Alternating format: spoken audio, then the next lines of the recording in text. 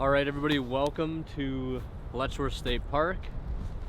We are here at sunrise, right near Inspiration Point.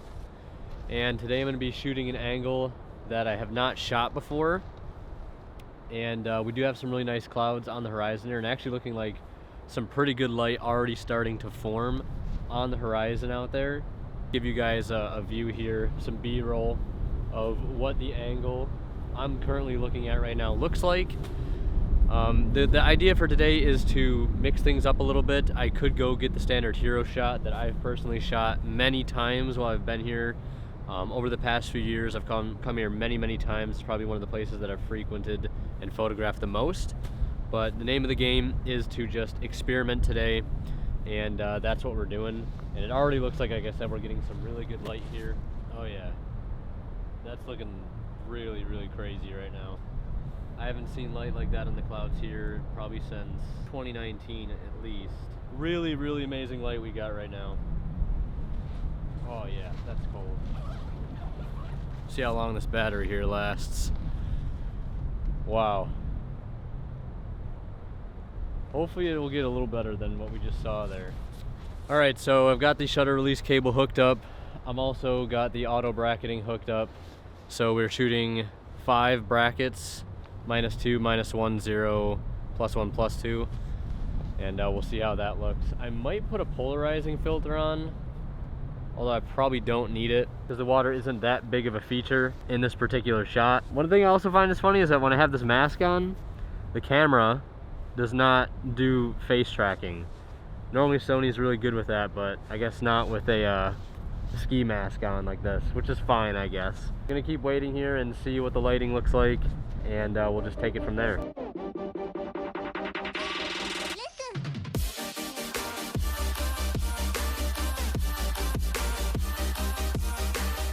The lighting is starting to get pretty nice again, so I'm gonna go ahead and fire off a couple brackets right here. I actually just changed the bracketing to a 7-tier bracket because I don't want to blow out any of these highlights. Yeah, we're getting some really nice red color here on a lot of these clouds. Before it was just on the clouds near the horizon.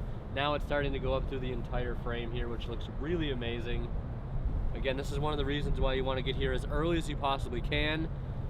Yes, you can show up someplace right at sunset or right at sunrise or even sunset, but sometimes the best lighting happens before and even after those particular events occur. So that's why you want to get there as early as you can and stay as late as you possibly can so you can shoot through the entire lighting event. And let's take another bracket right here and we'll go ahead and take a look at what these photos look like.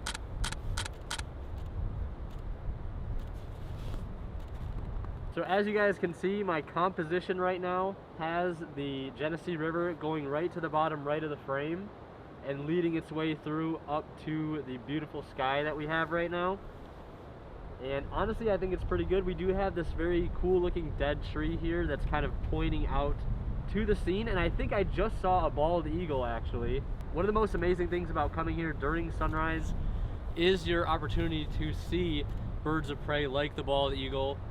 Tons of hemlock trees over the course of this gorge, and they love roosting in hemlock trees, so I've been told.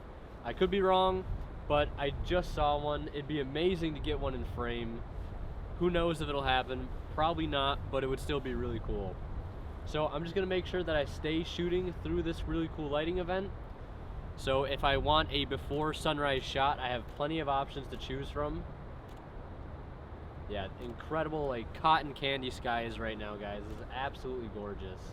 I'm very excited though to see what it's gonna look like once the sun finally crests the horizon over there. How absolutely epic this is going to look.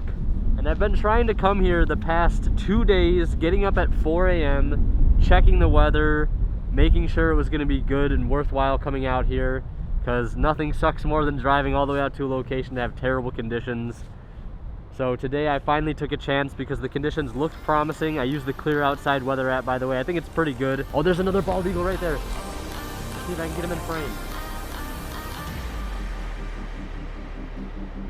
Wow.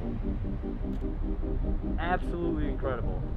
Alright, so I just made kind of emergency tripod switch. I switched over to the aluminum tripod because one thing I was noticing that when the camera shutter was clicking, it looked like the camera head here was shaking a little bit, the top half, which I'm not too happy about, but we'll see if the images are shaky at all. I really hope not. That'd be a really, really big shame. But this one's a lot better, a lot more sturdier. And yeah, we're just gonna keep shooting here. The sun is literally just about to come up right now, and looks really, really epic still. So, gonna keep shooting.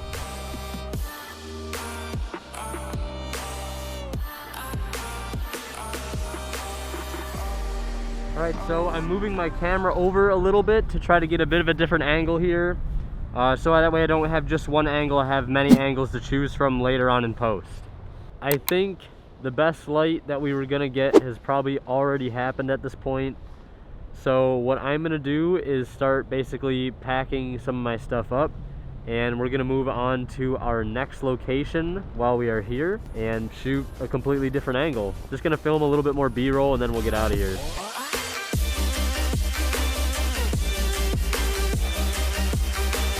All right, everybody, so here we are trying to take a nice shot here of Inspiration Point. We still have some nice light up on these clouds here, and I just wanted to show you guys kind of like first person what the frame looks like right now, what my thought process is. So first thing that I don't like is all of this grass here.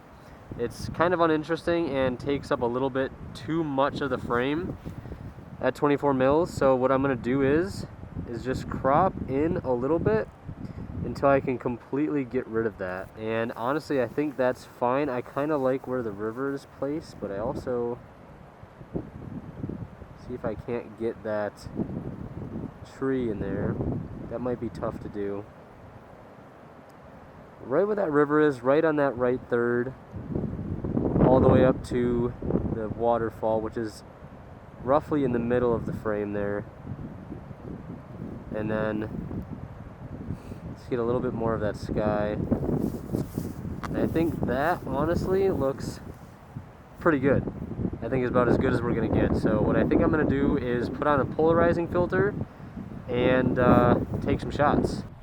I actually used this yesterday too when I was out shooting sunset, and it actually kind of worked pretty good. This is a Format High-Tech Firecrest Doohickey Polarizer Extreme.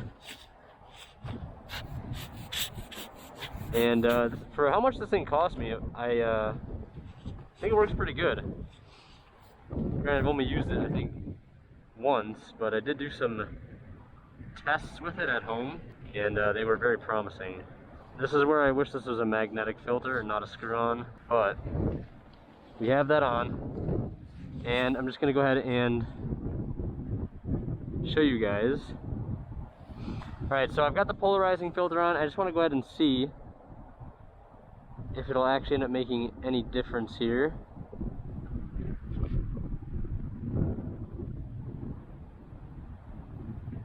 It doesn't look like it really is. So it might not be worth it for this particular shot.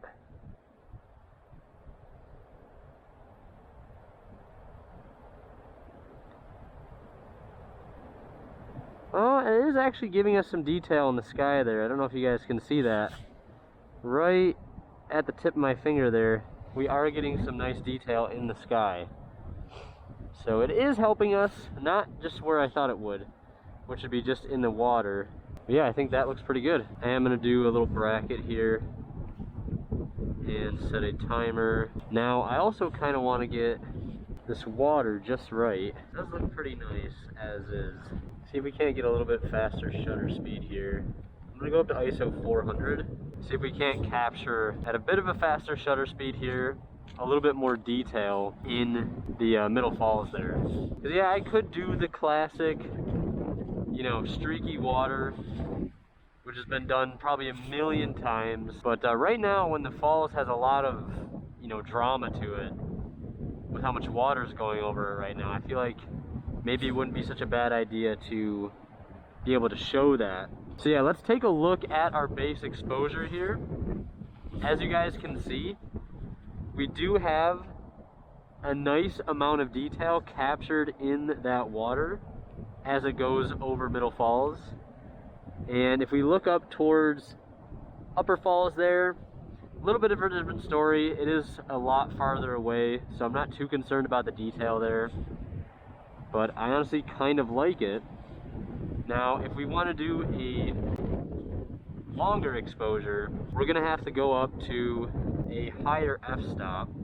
Go up to f22, refocus here. Now we get a 1/4 of a second shutter speed, which honestly, with how fast the water is moving, I'm thinking that probably should be enough to maybe smooth out the water so we can kind of compare and contrast here between the two. And f22 is going to be a lot softer than f9, which I was shooting at. And yeah, as you can see there, let's take a look at this one. As you guys can see, the water has smoothed out quite a bit. We do lose a bit of that crispy detail. And I'll put both the pictures up side by side for you guys to see, so you can compare them. I think I'm personally gonna like the sharper water better here. I feel like the smooth water is done quite a bit, so I want to do something a little bit different. So I think that is just gonna be what we go with here.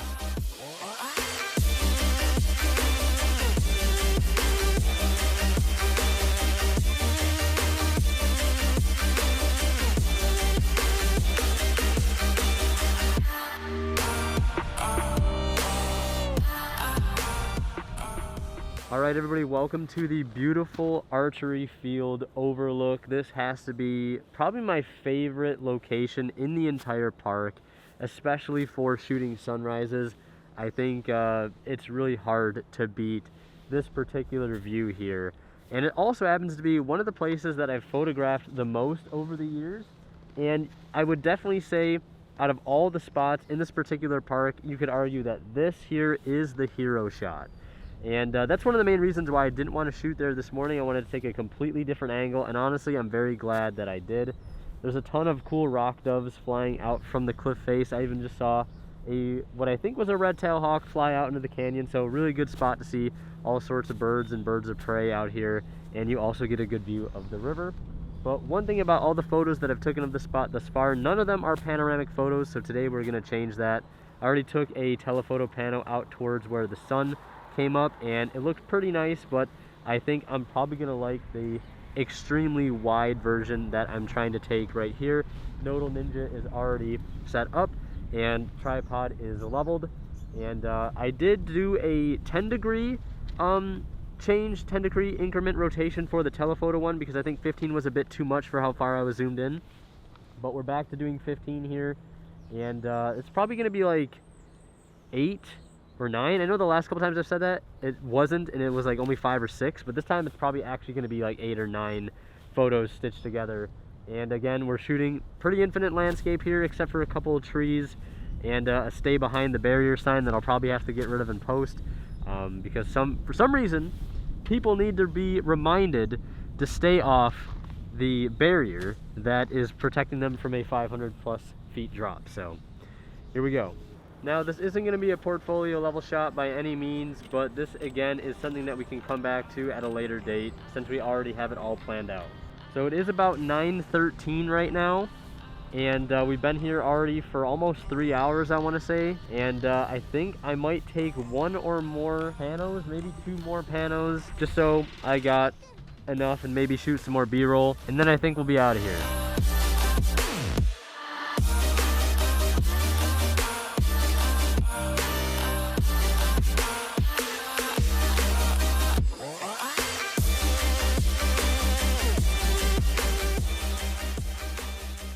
Welcome back to the studio, everybody. I gotta say, that was quite the trip to Letchworth State Park. What a sunrise that was. The weather conditions were absolutely phenomenal. And not only were they phenomenal, but we saw 2 bald eagles in the area that I was shooting in. That was really amazing.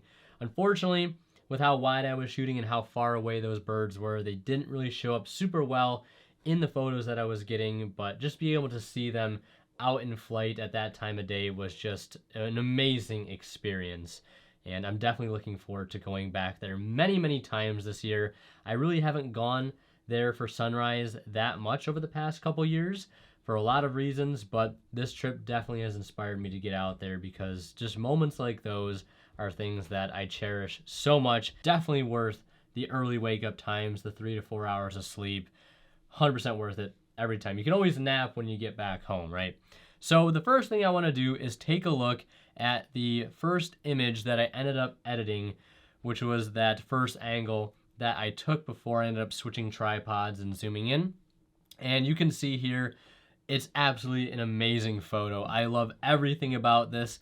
The subtle tones in the cliff faces of the rocks, and how the left side here where the light is hitting it has a slightly warmer and brighter tone, and the side here on the right that is still in shadow because of its position relative to the sun has a cooler, more darker tone. I really like the mix matching of that. The sky, I mean, I don't really need even to say anything about it. It just looks phenomenal. There's so much texture to it, a lot of drama in it.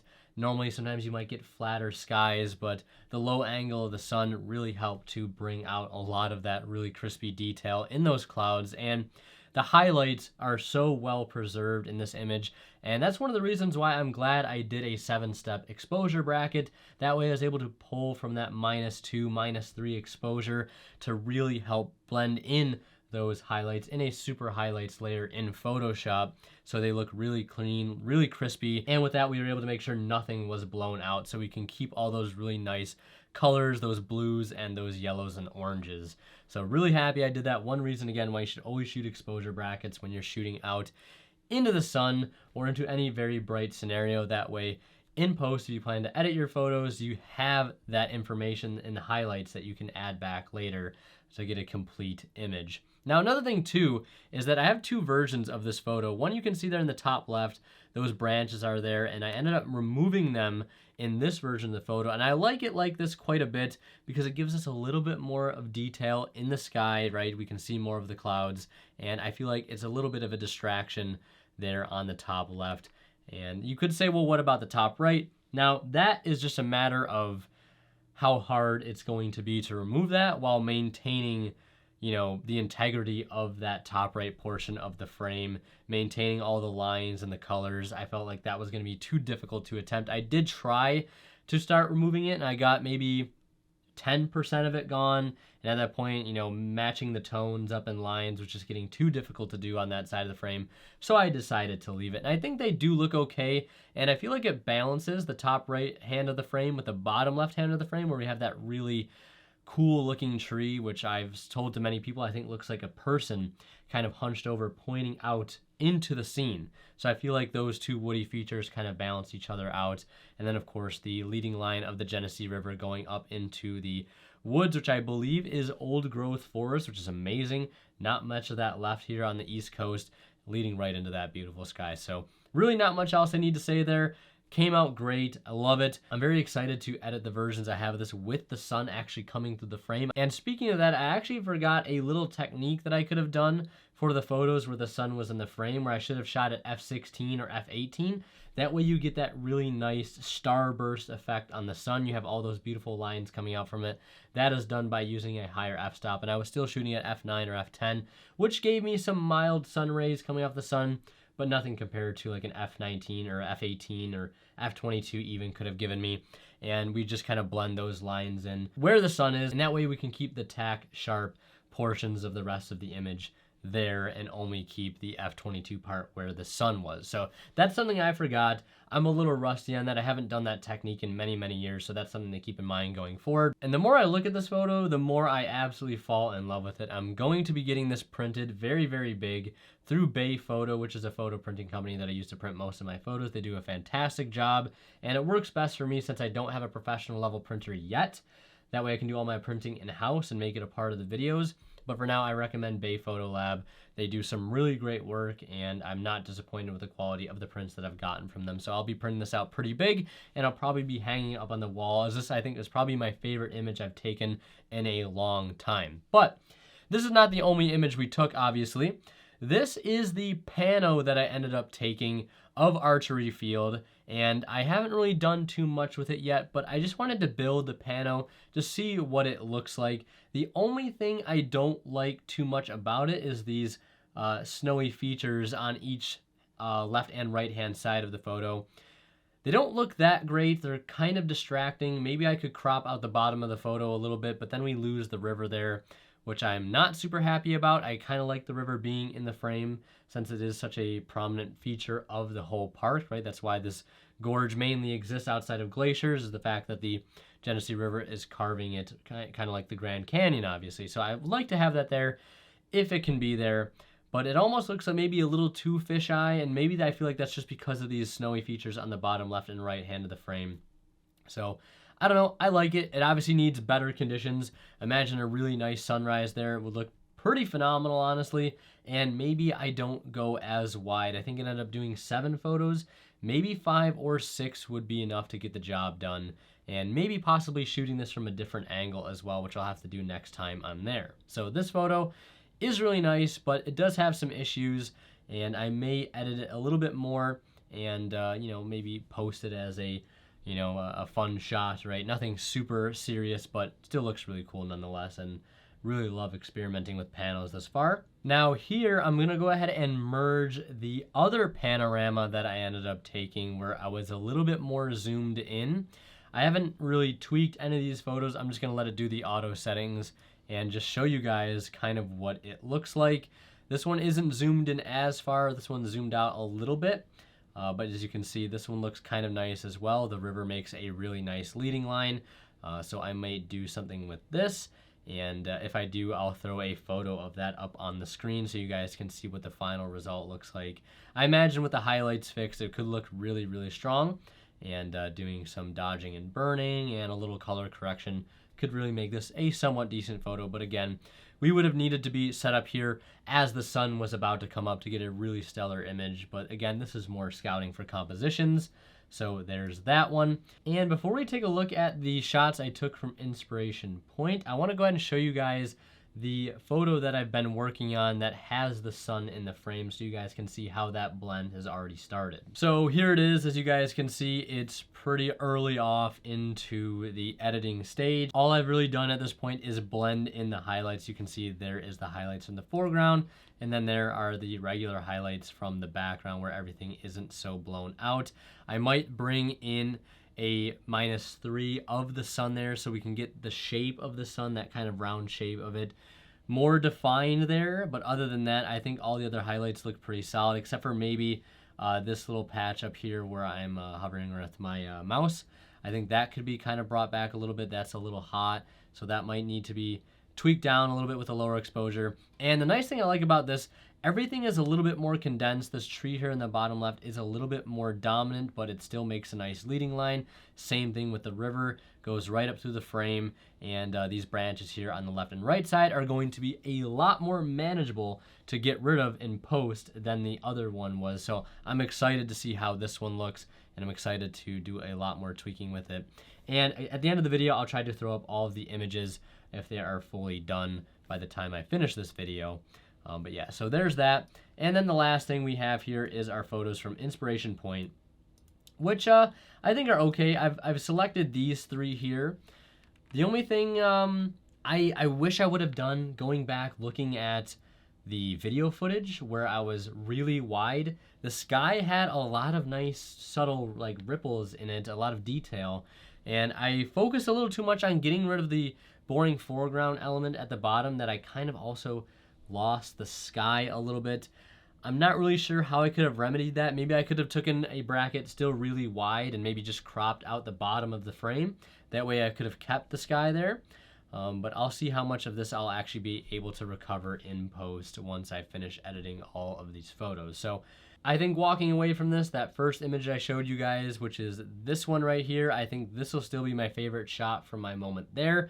But depending on how those other ones come out, that might change. You never know. And hopefully in a future vlog, I'll be able to show you guys this one printed out real big and hanging up on the wall. So that is going to do it. Thank you guys so much for watching. Please subscribe if you haven't already, and give this video a thumbs up. It really does help me out a lot just getting started here on YouTube. And yeah, as always, we'll see you guys in the next one. I appreciate you being here.